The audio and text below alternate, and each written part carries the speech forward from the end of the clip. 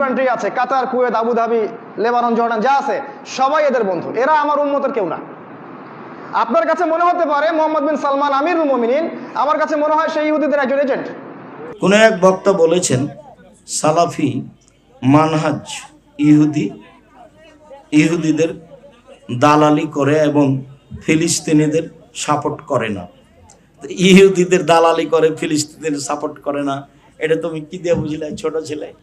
তুমি যে বলছো যে ওই ইহুদিদের, তো যদি ইহুদিদের দালাল না হয় তাহলে কি হবে তুমি জানো? তাহলে তুমি যে ইহুদি বা তুমি যে ইহুদিদের দালাল, ওটা যে হাদিস বুখারী মুসলিম, তোমাকে কে এত বোকামি শিখাই গো?